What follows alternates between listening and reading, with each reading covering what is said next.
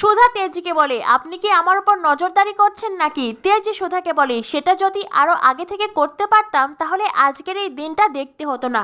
আসলে কি বলুন তো, বালিশ চাপা দিয়ে লোক ঠকানোর অভ্যেস নেই তো আমার, আর আমি এসব কথা ভাবতেও পারি না, আর সেই জন্যই লোকে আমাকে ঠকিয়ে পার পেয়ে যায়। সুধা বলে, কারো ভালোর জন্য মিথ্যে কথা বললে ঠাকুর পাপ দেয় না। তেজ বলে, তো কার ভালো করলেন আপনি শুনি?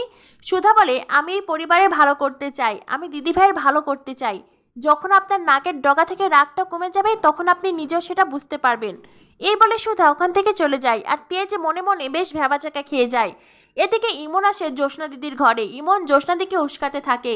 জ্যোৎস্নাদি নিজের ঘরে বসে কাঁদছে। ইমন জ্যোৎস্নাদিকে বলে, ভালোবাসা না পাওয়ার কষ্টটা আমি বুঝি, কেউ না বুঝলো। জ্যোৎস্না তখন মাথা তুলে ইমনের দিকে তাকায়। ইমন বলে, হ্যাঁ দিদি, একদিন তো ঠাম্মি আমাকে আর তেজিকেও এইভাবে আলাদা করে দিয়েছিল, তাই তোমার যন্ত্রণা কেউ না বুঝলো আমি বুঝি। একদিন আমিও এইভাবেই কষ্ট পেয়েছি, আর আজও কষ্ট পাচ্ছি। দিদিভাই, যেই সুধার কারণে তোমার ভালোবাসার মানুষকে তুমি পেয়েও হারালে, সেই সুধার ওপর তুমি প্রতিশোধ নেবে না? সুধা ভাবছে তেজ ওকে খুব ভালোবাসে, আর সেই ভালোবাসার জন্যই সুধা এত কিছু করে যাচ্ছে, কাউকে পরোয়া করছে না।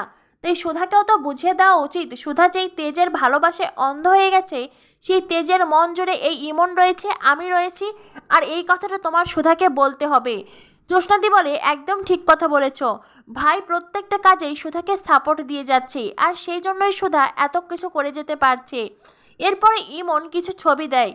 তেজের সঙ্গে সম্পর্কে থাকাকালীন তাদের ব্যক্তিগত কিছু ছবি জ্যোৎস্নাদির হাতে দিয়ে বলে, দিদি এই নাও, এই ছবিগুলোই তোমার প্রমাণ, তুমি সুধাকে এই ছবিগুলো দেখাবে। এরপরেই আগামী এপিসোডে দেখানো হয় জ্যোৎস্নাদি সুধাকে বলে, আমার জীবনে যেমন সুতীর্থ আছে, ঠিক তেমনি আমার ভাইয়ের জীবনেও ভালোবাসার মানুষ আছে, আর সে আর কেউ নয়, সেই ইমন।